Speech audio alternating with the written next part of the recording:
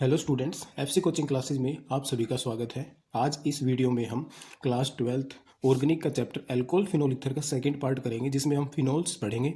तो चलिए देखते हैं। हम एल्कोहल्स हम कर चुके हैं, अब आज हम करेंगे फिनोल्स। फिनोल्स जब बेंजीन रिंग के साथ क्या हो जाए, हाइड्रोक्सी ग्रुप यानी कि एल्कोहल वाला ग्रुप डायरेक्ट जुड़ा रहे, हम उसे कहते हैं फिनोल। ठीक है, ये फिनोल्स हो गया। और इसका एक कॉमन नेम भी होता है कार्बिनोल। ठीक है, OL कार्बिनोल। तो सबसे पहले हम फिनोल्स के बारे में, इसके कुछ इंपॉर्टेंट कंपाउंड्स जो एग्जाम के अंदर जनरली पूछे जाते हैं, जैसे कि फिर हमें इनके कॉमन नेम देख के इनके आयुपैक नेम हमसे पूछता है। जैसे हम एक आता है क्रीसोल, उसमें तीनों कंडीशंस होती हैं, ऑर्थो पैरा मेटा। और ये आयुपैक नेमिंग के अंदर नहीं आते, कॉमन नेमिंग के अंदर आते हैं ऑर्थो पैरा मेटा का कॉन्सेप्ट जनरली। तो अब हम यहाँ पे देखते हैं कि ऑर्थो क्रीसोल क्या होता है। यहाँ पे सिर्फ हम इनके स्ट्रक्चर्स बता देंगे और इनके नाम बताएंगे। तो ये हमारे पास क्रीसोल के अंदर फिनोल हो गया, और इसके साथ क्या जाएगा, CH3 ग्रुप। तो ये हमारे पास ऑर्थो क्रीसोल, या फिर हम इसको बोल सकते हैं ऑर्थो मिथाइल फिनोल। ठीक है, ये इसका नाम हो जाएगा ऑर्थो मिथाइल फिनोल, या फिर हम इसको 2 मिथाइल फिनोल भी बोल सकते हैं। ऐसे ही एक और इंपॉर्टेंट कंपाउंड आता है फिनोल के। इंपॉर्टेंट कंपाउंड्स हम पहले कर रहे हैं। ये हमें फिनोल हो गया। यदि हम इसके ऑर्थो पोजिशन और पैरा पोजिशन के ऊपर नाइट्रो ग्रुप ऐड कर दें, तो इसका कॉमन आईपैक नेम क्या बन जाएगा, 2,4,6 ट्राई नाइट्रो फिनोल। ये इसका आईपैक नेम हो गया। लेकिन इसका कॉमन नेम जो इससे भी ज़्यादा चलता है वो होता है पिक्रिक एसिड। पिक्रिक एसिड से पूछा जाता है। ये हमें ये डार्क, ये या फिर ये कहें कि स्ट्रॉन्ग येलो कलर की डाई होती है, ये पिक्रिक एसिड हो गया, एसिड नहीं होता है। अब दूसरा दो गए, एक और इम्पोर्टेंट कंपाउंड जो फिनोल का यूज होता है, OH, इधर में CHO, ये हो गया सैलिसिल डिहाइड। सैलिसिल डिहाइड, और सैलिसिल डिहाइड की तरह ही एक होता है सैलिसिलिक एसिड, जो कि हमारे पास क्या हो जाएगा, OHCOOH, salicylic acid. Salicylic acid ये हमारे पास फिनोल के जो इम्पोर्टेंट कंपाउंड्स हैं। अब एक दो और बच गए इसमें जो इम्पोर्टेंट है। एक हमारे पास आता है एस्पिरिन। एस्पिरिन के अंदर ये एसिटाइल ग्रुप हो गया, CH3COOH। ये हमारे पास इसका नाम हो जाएगा एसिटाइल सैलिसिलिक एसिड। ठीक है, और इसका जो कॉमन नेम सबसे ज़्यादा यूज होता है एस्पिरिन। ठीक है, ये एस्पिरिन है। और एक होता है पैरासीटामोल। पैरासीटामोल मेडिसिन भी आती है, एस्पिरिन भी मेडिसिन है, पेन किलर, या फिर जिनको हार्ट अटैक आता है, ब्लड की क्लोटिंग को रोकने के लिए यूज़ होता है ये। अब ये हमारे पास ये हो गया पैरासीटामोल। पैरासीटामोल का यहाँ पे नाम पूछे तो क्या हो जाएगा, para hydroxy phenyl acetamide. Para hydroxy phenyl acetamide. तो ये हमारे पास फिनोल के इंपॉर्टेंट कंपाउंड हो गए। ये एस्पिरिन हो गया, ये हमारे पास paracetamol, salicylaldehyde, salicylic acid, picric acid, और ये हमारे पास क्रीसोल। ये ऑर्थो क्रीसोल, ये हमारे पास ये है क्रीसोल। ठीक है, अब हम इसके मेथड ऑफ प्रिपरेशन सर हमारे पास फ्रॉम क्लोरोबेंजीन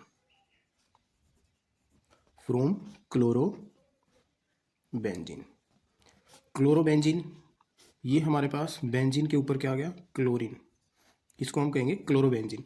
और क्लोरोबेंजीन के अंदर हमने ऐड कर दिया एक्वस NaOH। अब नॉर्मल कंडीशन में ये रिएक्शन देता नहीं है, इसके लिए हमें यहाँ पे ड्रास्टिक कंडीशंस यूज़ करनी पड़ती हैं। यानी कि ड्रास्टिक कंडीशन, हाई हीट और टेम्परेचर हमें यूज़ करना पड़ेगा। यहाँ पे जनरली हमें 200 से 300 ATM तक का प्रेशर देना पड़ता है। ठीक है, और टेम्परेचर कितना होता है, 600 से 623 केल्विन। ठीक है, 600 से 623 केल्विन टेम्परेचर जो हमने ये कंडीशंस दी है, ये होती है ड्रास्टिक कंडीशंस। तो ये प्रोसेस से हम क्या बनाएंगे, क्लोरोबेंजीन से फिनोल। और ये एक नेमिक रिएक्शन है, इसको हम बोलते हैं डाउस प्रोसेस। ठीक है, ये डाउस प्रोसेस हो गया। और ये कैसे रिएक्शन होते हैं, nucleophilic substitution reaction. Nucleophile attack कर रहे हैं, ठीक है। तो ये क्या हो जाएगा, सब्स्टिट्यूशन। एक नेगेटिव वाले को हटा के दूसरा नेगेटिव वाला आ गया, ठीक है। तो ये क्या हो गई, न्यूक्लियोफिलिक सब्स्टिट्यूशन रिएक्शन। अब सेकेंड मेथड ऑफ प्रिपरेशन करेंगे, यहाँ पे हम from salicylic acid, from salicylic acid. Salicylic acid अभी हमने पढ़ा था क्या होता है, बेंजीन के ऊपर ये फिनोल हो गया और फिनोल के साथ जब क्या लगा हुआ वहाँ पे COOH, ठीक है। तो इसको हम क्या बोलते हैं, सैलिसिलिक एसिड। सैलिसिलिक एसिड का हम क्या करते हैं, डीकार्बोक्सिलेशन। डीकार्बोक्सिलेशन का मीन्स हम इसके अंदर से CO2 को हटा देंगे और उसको कार्बोनेट की फॉर्म में यहाँ से रिमूव कर देंगे। तो ये हमारे पास क्या बन जाएगा, यहाँ पे फिनोल। हमने यहाँ पे क्या हटा दिया, CO2। रिमूवल ऑफ CO2 क्या होता है, डीकार्बोक्सिलेशन। यानी हमने यहाँ पे क्या किया है, डीकार्बोक्सिलेशन। अब वैसे जनरली हम यहाँ पे बताएं कि डीकार्बोक्सिलेशन क्या होता है, कैसे कर सकते हैं, जब हमें कोई भी ओइक एसिड मिल रहा है, ठीक है, इसके अंदर से हमें ये ओइक एसिड किसी भी कंपाउंड से हटाना है, तो हम वहाँ पे क्या कर देंगे, डीकार्बोक्सिलेशन। और उसके लिए क्या ऐड करेंगे, बेस के साथ कैल्शियम ऑक्साइड।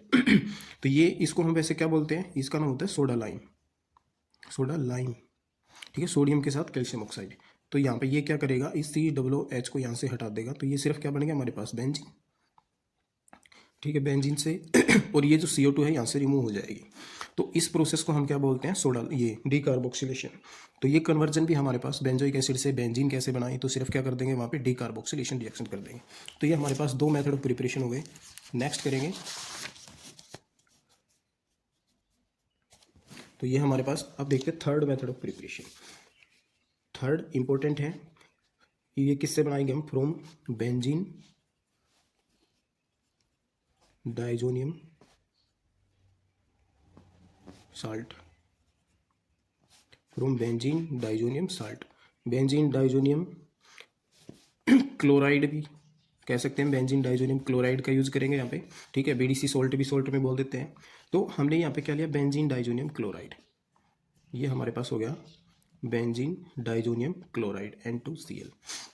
हमें इसका क्या करना है, एसिडिक हाइड्रोलिसिस। सिर्फ हमें क्या करना है, इसका एसिडिक हाइड्रोलिसिस। तो ये क्या मिल जाएगा हमें, फिनोल। क्या मिल गया यहाँ पे हमें, फिनोल। किससे मिला है, बेंजीन डाइजोनियम क्लोराइड से, ठीक है। क्या किया था हमने, एसिडिक हाइड्रोलिसिस। अब देखते हैं next fourth method of preparation, from sodium salt of benzene sulphonic acid. हमें सोडियम साल्ट लेना है, किसका, benzene sulphonic acid. Benzene sulphonic acid क्या हो जाएगा, बेंजीन के ऊपर sulphonic acid group. Sulphonic acid group क्या होता है, SO3H, ठीक है। हमने इसका क्या कर दिया, इसके अंदर एक्वस सोडियम हाइड्रोक्साइड ऐड करेंगे, यानी यहाँ पे हम फ्यूजन करवाते हैं इसका, ठीक है। तो ये क्या करेगा यहाँ पे, ये जो हमारे पास SO3 है, सोडियम के साथ निकल जाएगा यहाँ पे Na2SO3, ठीक है। और यहाँ पे क्या बन जाएगा, फिनोल। हमें प्रिपेयर करना था फिनोल। फिनोल हमारा बन गया, किससे बना है, from benzene sulphonic acid. Next है, ये इंपॉर्टेंट रिएक्शन है, ठीक है। ये कमर्शियल मेथड भी हमारे पास, और इसमें हमें किससे बनाते हैं, फ्रॉम क्यूमीन, ठीक है। क्यूमीन ये कैसा मेथड है, कमर्शियल। लार्ज स्केल पे यदि हमें मार्केटिंग के पर्पज से बनाना होता है तो कौन से मेथड से यूज़ करेंगे, हम क्यूमीन से बनाते हैं, ठीक है। क्यूमीन क्या होती है, क्यूमीन आई कॉमन नेम है, इसका आईयूपैक नेम होता है आइसोप्रोपाइल। इसका वैसा नाम क्या है, आइसोप्रोपाइल बेंजीन।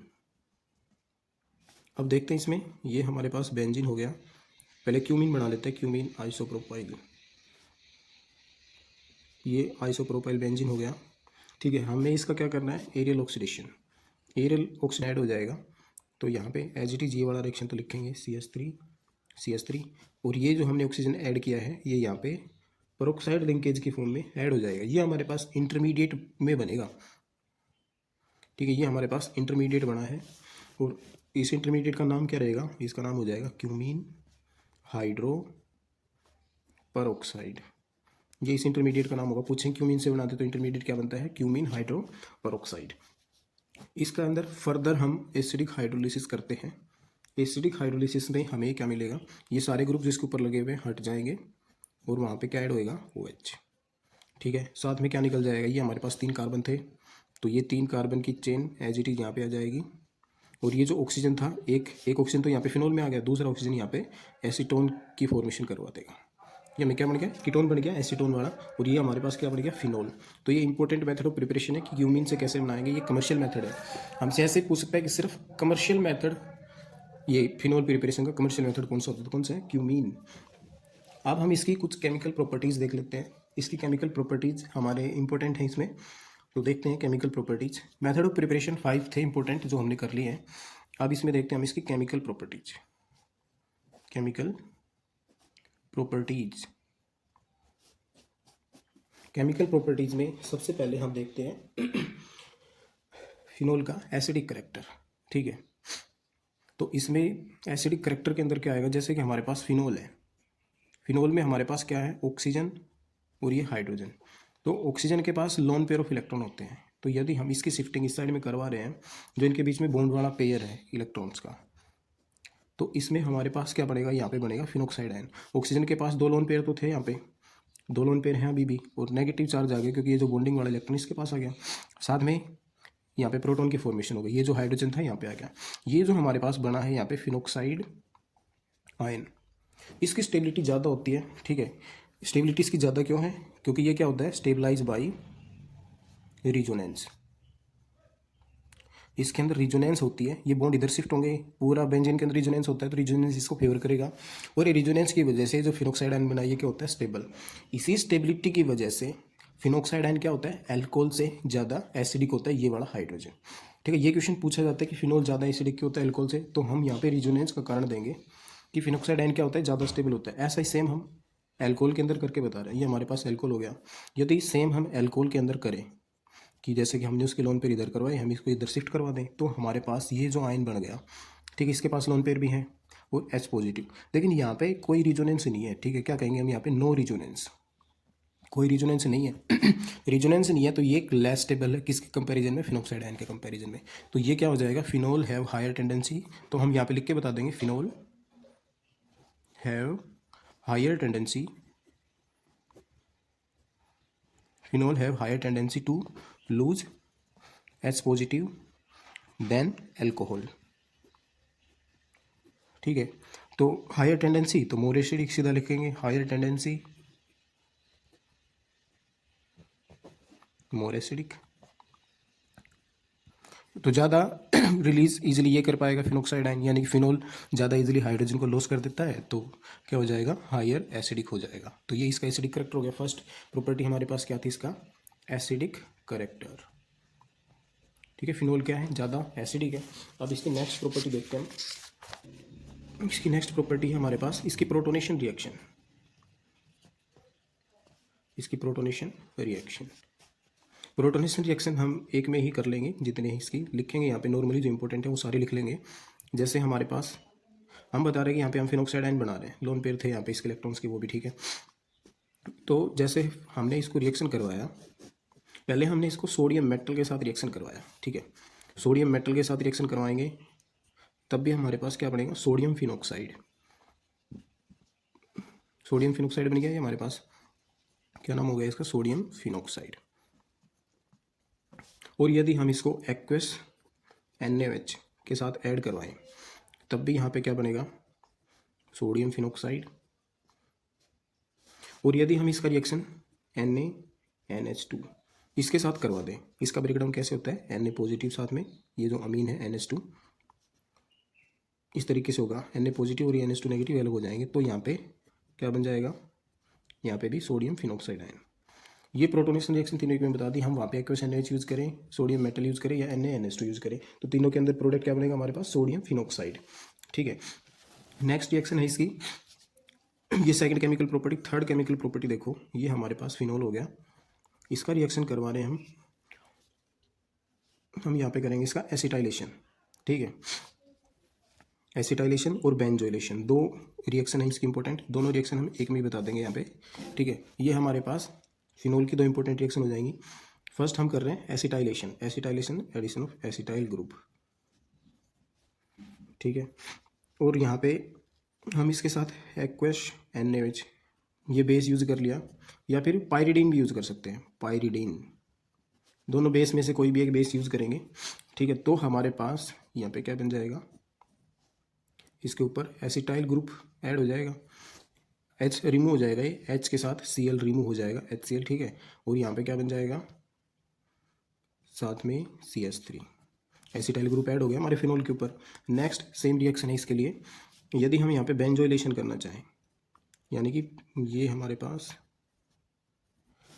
हम बेंजोइलेशन करना चाह रहे हैं, बेंजोइलेशन के लिए भी हम यहाँ पे क्या यूज़ करेंगे, एक्वस बेस में चाहे हम NaOH यूज़ करें या फिर उसकी जगह पे पायरिडीन, रिएक्शन सेम ही होनी है।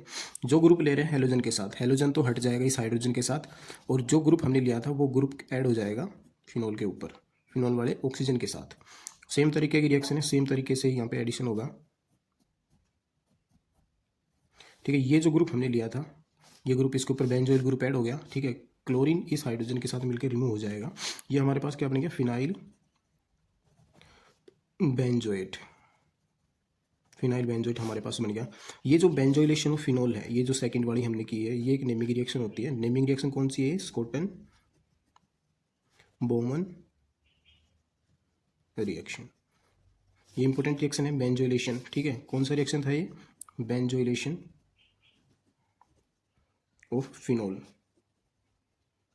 फिनोल के ऊपर हमने क्या कर दिया, बेंजोइल ग्रुप ऐड कर दिया, ठीक है, बेंजोइल ग्रुप। तो फोर्थ रिएक्शन हम इस करेंगे ग्रिग्नार्ड रिएजेंट के साथ। ग्रिग्नार्ड रिएजेंट के साथ रिएक्शन कैसे होगी, जैसे हमारे पास हमने यहाँ पे लिया फिनोल, फिनोल के अंदर यदि हम ऐड कर दें, हमने ग्रिग्नार्ड रिएजेंट ले लिया CH3MgBr, ठीक है, सिंपल ग्रिग्नार्ड रिएजेंट ले लिया। तो ये हमेशा क्या करता है, यदि हम जैसे फिनोल या फिर हमने कोई भी इधर हाइड्रोकार्बन और ले रखे हैं, यहाँ पे क्या बना देगा ये मीथेन, ठीक है, यहाँ पे क्या बनाएगा ये मीथेन।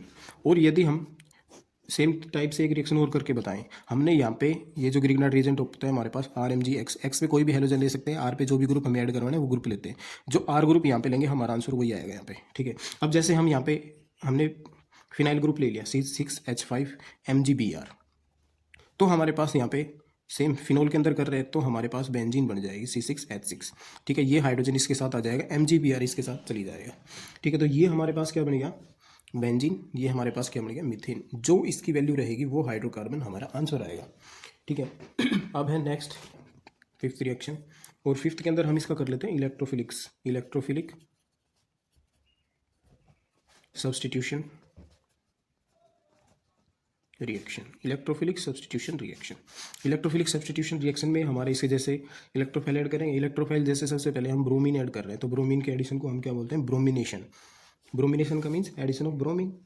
अब इसमें एडिशन ऑफ ब्रोमिनेशन के अंदर दो कंडीशंस बना देंगे हम। दो कंडीशंस कैसे, जैसे हमने एक फिनोल लिया, फिनोल के अंदर हम ऐड कर रहे हैं bromine Br2 in presence of aqueous solvent, यानी कि हमने वाटर लिया या और कोई एक्वस सोलवेंट, और यदि हम ब्रोमीन को ऐड करें in the presence of non aqueous solvent, जैसे हमने कार्बन डाइसल्फाइड लिया, तो जब हम एक्वस सोलवेंट ले रहे हैं तो उसकी सभी पोजीशन जो ऑर्थो और पैरा वाली हैं उनके ऊपर ब्रोमीन लग जाएगा। कब, जब हम एक्वस कंडीशन लेंगे, क्या बनेगा, Br और Br। लेकिन जब हम नॉन एक्वस कंडीशन लेंगे तो हमारे पास अलग अलग प्रोडक्ट बनेंगे ऑर्थो और पैरा के। ये हमारे पास ऑर्थो का बन गया और साथ में हमारे पास बनेगा पैरा। और जब भी पैरा प्रोडक्ट बनता है मेनली केसेस के अंदर पैरा प्रोडक्ट हमारा क्या होता है, मेजर, ये हमारा मेजर प्रोडक्ट हो जाएगा।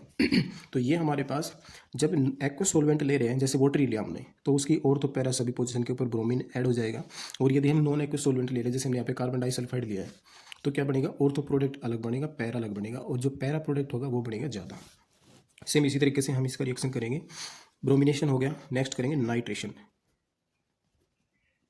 नाइट्रेशन क्या होता है, addition of NO2 group, addition of NO2 group, nitro group add करेंगे। तो इसके लिए भी हमारे पास दो तरीके से रिएक्शंस होती हैं। जैसे हमने यहाँ पे लिखा फिनोल, फिनोल का रिएक्शन हमने दोनों कंडीशन में करवाया। एक तो यदि हम कंसनट्रेटेड नाइट्रिक एसिड यूज़ करें, और एक हम यहाँ पे यूज़ करें डाइल्यूट नाइट्रिक एसिड, तो दोनों के प्रोडक्ट बनेंगे अलग। दोनों के प्रोडक्ट अलग कैसे बनेंगे, जैसे हमने कंसनट्रेटेड यूज़ किया, तो जो फिनोल था ना उसके ऑर्थो और पैरा की सभी पोजीशन के ऊपर नाइट्रो ग्रुप ऐड हो जाएगा कंसनट्रेटेड के केस में NO2। और यदि हमने डाइल्यूट ऐड किया तो हमारे पास ऑर्थो और पैरा बनेंगे अलग, ठीक है। हमारे पास क्या बनेंगे, ऑर्थो और पैरा बनेंगे अलग। ये हो गया हमारे पास ऑर्थो वाला, और सेकंड हो गया हमारे पास पैरा। ऑर्थो का कर लिया और पैरा, ठीक है, ऑर्थो और पैरा। अब ये जो हमारे पास दो प्रोडक्ट बन गए ऑर्थो और पैरा वाले, इन दोनों को हम सेपरेट कर पाएंगे, separated by steam distillation, separated by steam distillation method. Steam distillation से ऑर्थो और पैरा को हम क्या कर पाएंगे, सेपरेट कर पाएंगे। अब सेपरेट भी कैसे कर पाएंगे, सेपरेट करने लगेंगे तो पहले वेपर बढ़ेंगे ऑर्थो वाले के, ठीक है। ऑर्थो वाले के अंदर होती है इंट्रामोलिकुलर हाइड्रोजन बॉन्डिंग, यानी मॉलिक्यूल के अंदर ही हाइड्रोजन बॉन्डिंग हो रही है। और जो पैरा वाला है उसके अंदर होती है इंटरमोलिकुलर हाइड्रोजन बॉन्डिंग। तो इसके वेपर बढ़ेंगे बाद में, ठीक है। इसका बॉइलिंग पॉइंट कम रहेगा, इसका रहेगा ज़्यादा। तो हम स्टीम डिस्टिलेशन से दोनों को सेपरेट कर पाएंगे। अब नेक्स्ट प्रॉपर्टी हमारे पास इसी की फ्रीडल क्राफ्ट एल्काइलेशन। ये हमने इलेक्ट्रोफिलिक के अंदर ही है, थर्ड पार्ट है इसका Friedel craft alkylation. Friedel craft reaction कर दें इसका। फ्रीडल क्राफ्ट रिएक्शन है, जैसे हमने फिनोल लिया, फ्रीडल क्राफ्ट के अंदर दो कंडीशन आती है, एल्काइलेशन और एसाइलेशन। एल्काइलेशन का मीन्स होता है एडिशन ऑफ एल्काइल ग्रुप। हमने यहाँ पे एल्काइल ग्रुप ऐड कर दिया, कोई भी एल्काइल ग्रुप ले सकते हैं जो हमें ऐड करवाना है, इथाइल, मिथाइल, प्रोपाइल, ब्यूटाइल। और वहाँ पे कंडीशन लेता है हमेशा अनहाइड्रस एल्यूमिनियम क्लोराइड, ठीक है। अब यहाँ पे हमने यहाँ पे लिखा फिनोल, तो हमने एल्काइलेशन करवाया है। एल्काइलेशन कहाँ पे हो जाएगा, ऑर्थो पोजीशन के ऊपर, ठीक है। साथ में प्रोडक्ट तो दोनों बनेंगे इसके अंदर, ऑर्थो और पैरा। ये हमारे पास ऑर्थो प्रोडक्ट बन गया और दूसरा हमारे पास क्या बन गया, पैरा। तो ये हमारे पास हमने स्टार्टिंग में बताया था क्रीसोल है, दोनों के दोनों क्रीसोल हैं। ये हमारे पास ऑर्थो क्रीसोल है, ये हमारे पास पैरा क्रीसोल, ठीक है। ये हमारे पास क्या है, ऑर्थो क्रीसोल, और ये हमारे पास क्या हो गया, पैरा क्रीसोल, ठीक है। इनकी स्ट्रक्चर भी बनानी आ सकती है। नेक्स्ट हमारे पास इसकी नेक्स्ट केमिकल प्रॉपर्टी है, हम उसको नेक्स्ट पेज पे करेंगे, एक साथ कर लेंगे। दो तीन जो प्रॉपर्टी बच गई है इसकी, उसमें हमारे पास है, हम इसकी सारी रिएक्शंस जो बच गई ना यहाँ पे एक में कर लेते हैं। फिनोल, अब हमने यहाँ पे जैसे हमने फर्स्ट इसका रिएक्शन करवाया CHCl3 क्लोरोफॉर्म के साथ इन प्रेजेंस ऑफ बेस भी हमारे पास स्ट्रॉन्ग है, ठीक है। ये हमारे पास क्लोरोफॉर्म है, और क्लोरोफॉर्म के साथ जब भी बेस आता है, ये जो KOH हमने लिया है, तो ये एक नेमिंग रिएक्शन होती है। नेमिंग रिएक्शन कौन सी है हमारे पास, रिमर टिमन रिएक्शन। ये नेमिंग रिएक्शन हमारा रिमन टिमन रिएक्शन। और इसके अंदर क्या बनेगा, ये जो हमने क्लोरोफॉर्म लिया है, ये क्या करेगा, फिनोल के ऊपर एल्डिहाइड ग्रुप को इंट्रोड्यूस कर देगा, ठीक है। ये हमारे पास क्या बन गया, सैलिसल्डिहाइड। इलेक्ट्रोफिलिक रिएक्शन है। अब इसमें ये पूछता है कि रिमर टिमर रिएक्शन के अंदर इलेक्ट्रोफाइल क्या होता है, तो इसके अंदर रिएक्शन इलेक्ट्रोफाइल होता है CCl2। ये क्या होता है, डाइक्लोरो कार्बीन, ठीक है। और रिमर टिमर कैसी रिएक्शन होती है, इलेक्ट्रोफिलिक। हम इलेक्ट्रोफिलिक में ही पढ़ रहे हैं इसको, इलेक्ट्रोफिलिक सब्स्टिट्यूशन रिएक्शन जो हमने पढ़ लिया है रिएक्शन। अब नेक्स्ट क्लोरोफॉर्म हो गया, जब कार्बन के साथ 3 क्लोरीन 1 हाइड्रोजन। अब जब कार्बन के साथ चारों के चारों ही क्लोरीन आए, और सेम यदि हम वहाँ पे क्या ऐड करते बेस, अब भी यहाँ पे क्या बनेगा, ये हमारे पास अब यहाँ पे बनेगा, यहाँ पे सैलिसिलिक एसिड, ये सैलिसल्डिहाइड बना है, यहाँ पे बनेगा सैलिसिलिक एसिड COOH, ठीक है। ये क्या बन गया, सैलिसिलिक एसिड। अब नेक्स्ट रिएक्शन इसकी, यदि हम इसके अंदर बेस को ऐड करें, फर्स्ट कंडीशन यहाँ पे हम रख रहे हैं कि हम उसके अंदर बेस ऐड करें, सेकंड कंडीशन के अंदर कार्बन डाइऑक्साइड ऐड कर रहे हैं, ठीक है। और थर्ड कंडीशन हमारी यहाँ पे रहेगी एसिडिक हाइड्रोलिसिस। ये भी एक नेमी रिएक्शन है, और इस नेमी रिएक्शन का क्या नाम होता है, कोल्बे रिएक्शन, कोल्बेज रिएक्शन। ज़्यादातर हमें ये हिंट मिल जाता है कि रिएक्शन के अंदर CO2 यदि हम ऐड करवा रहे हैं तो वो कोल्बे रिएक्शन होगी। तो यहाँ पे क्या बनेगा, सेम ऊपर वाला ही प्रोडक्ट बनेगा। यदि फिनोल के अंदर ये कंडीशंस दे रहे हैं या फिर डायरेक्ट ये कंडीशन, तो यहाँ पे प्रोडक्ट क्या बनेगा, सैलिसिलिक एसिड ही बनेगा।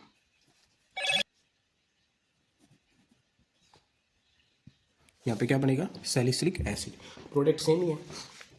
नेक्स्ट और बच गया, हम उस रिएक्शन को नेक्स्ट कर रहे हैं, कपलिंग रिएक्शन। वो कौन सी रिएक्शन है इसकी, कपलिंग रिएक्शन। और कपलिंग रिएक्शन में हम क्या यूज करते हैं, जैसे कपलिंग रिएक्शन हम यहाँ पे लिख के बताएं, हमारे पास फिनोल है, ठीक है, और उसके अंदर क्या ऐड कर देते हैं, बेंजीन डाइजोनियम क्लोराइड, ठीक है। और इस रिएक्शन ये pH से स्पेसिफिक होती है, pH इसका 9 से 10 तक रखते हैं, बेसिक मीडियम के अंदर रखते हैं रिएक्शन को, ठीक है। तो यहाँ पे हमारे पास क्या बनता है, यहाँ पे लिखेंगे येलो कलर की डाई बनेगी, N डबल बॉन्ड N। तो ये हमारे पास बनेगा para hydroxy azobenzene, para hydroxy azobenzene, para hydroxy azobenzene, ठीक है। ये येलो कलर की डाई होती है, येलो कलर। टेस्ट कौन से होते हैं, तो उसमें हम सबसे पहले देखते हैं characteristic test for phenol. Phenol के जो कैरेक्टरिस्टिक्स टेस्ट होते हैं उनको देखेंगे। और ये टेस्ट किस लिए यूज़ करते हैं? To differentiate alcohol, mainly alcohol and phenols को डिफरेंशिएट करने के लिए यूज़ करेंगे हम यहाँ पे। ठीक है, तो यहाँ पे एक टेस्ट होता है ferric chloride test, FeCl3 test. ठीक है, ये टेस्ट किसके लिए होता है? टेस्ट फॉर फिनॉल, फिनॉल पढ़ रहे हैं तो फिनॉल का ही टेस्ट है। और सेकंड, जैसे इफ अब इस टेस्ट के अंदर क्या होता है, जैसे कि हमने एक फिनॉल लिया, ये फिनॉल लिया, और फिनॉल के अंदर यदि हम ऐड कर दें फेरिक क्लोराइड FeCl3, तो यहाँ पे जो कंपाउंड बनता है उसका कलर आता है वायलेट कलर। ठीक है, तो कलर का भी टेस्ट हो गया। हमने फिनॉल के अंदर FeCl3 ऐड किया तो क्या बन जाएगा? यहाँ पे वॉयलेट कलर आएगा। तो इससे हमें पता चलेगा कि वहाँ पे क्या है, फिनॉल है, ना कि कोई एल्कोहल। हमें कोई भी एल्कोहल और फिनॉल दे, उनको डिफ्रेंशिएट करता है। एल्कोहल FeCl3 के साथ रिएक्शन नहीं देते हैं, फिनॉल उसके साथ पॉजिटिव टेस्ट देता है। तो हम इस पर देखेंगे ईथर। ईथर को भी यहीं कंप्लीट कर लेंगे इसी वीडियो के अंदर। ईथर ज़्यादा बड़ा नहीं है, छोटा ही होता है। अब ईथर बनता कैसे है? ईथर को प्रिपरेशन के लिए हमारे पास होता है, जैसे कि हमने अल्कोहल लिया, अल्कोहल के अंदर दो टाइप की रिएक्शन। एक तो हम जो यहाँ पे डिहाइड्रेशन रिएक्शन करते हैं, यानी रिमूवल ऑफ वाटर, उसके लिए यदि हम यहाँ पे क्या करें, कंसनट्रेटेड सल्फ्यूरिक एसिड यूज़ करें, सिर्फ टेम्परेचर का डिफरेंस रहेगा। यदि हमने यहाँ पे 443 केल्विन टेम्परेचर यूज़ किया और दूसरी कंडीशन हमने सेम लिखी है, दूसरी कंसनट्रेटेड सल्फ्यूरिक एसिड दिया, लेकिन टेम्परेचर का डिफरेंस कर दिया 413 केल्विन, तो यहाँ पे दोनों के प्रोडक्ट अलग हो जाएंगे। यहाँ पे तो क्या बनेगा? एल्कीन, और यहाँ पे बनेगा ईथर। ठीक है, ये हमारी जर्नल इसका प्रिपरेशन मेथड हो गया कि ईथर कैसे बनते हैं। अल्कोहल का यदि हम 443 पे करेंगे तो अल्कीन बनेगा, और ईथर बनाने के लिए क्या टेम्परेचर रखना पड़ेगा? 413 केल्विन। अब जैसे कि हमने यहाँ पे कोई भी अल्कोहल लिया, अल्कोहल के अंदर हमने ये वाली कंडीशन दे दी कि कंसनट्रेटेड हमने सल्फ्यूरिक एसिड वहाँ पे यूज़ किया और 413 केल्विन टेम्परेचर यूज़ किया, तो यहाँ पे क्या बन गया? ईथर। सॉरी, यहाँ से ऐसे लिखेंगे, ईथर बन गया। साथ में H2O, कंसनट्रेटेड सल्फ्यूरिक एसिड क्या करता है? डिहाइड्रेशन एजेंट होता है, डिहाइड्रेटिंग एजेंट क्या कर देगा? Roles of water. अब जैसे कि हमने एक और एग्जांपल यहाँ पे लिख के बताएं। अब हमारे पास है अल्कोहल, और यहाँ पे हमने दूसरा अल्कोहल लिया, हमने इसको इस तरीके से लिखा है ताकि हम ईथर की फॉर्मेशन बता सकें। तो यहाँ पे रिमूवल होता है इस तरीके से, एक से OH यूनिट जाएगी, दूसरे का हाइड्रोजन, तो यहाँ पे प्रोडक्ट बनेगा ROR H2O प्लस में, ये क्या हो गया? ईथर। तो इसके अंदर कैसे होती है रिएक्शन? ये इस तरीके से होती है जो हमने नीचे लिखा है। और अब हम लिखते हैं इसकी एक नेमिंग रिएक्शन इंपॉर्टेंट होती है इसकी प्रिपरेशन मेथड के अंदर, विलियमसन सिंथेसिस। विलियमसन सिंथेसिस इसके लिए होता है ईथर बनाने के लिए। अब इसके अंदर क्या होता है कि हम कोई भी हेलो एल्केन लेते हैं, हेलो एल्केन के अंदर क्या डालेंगे?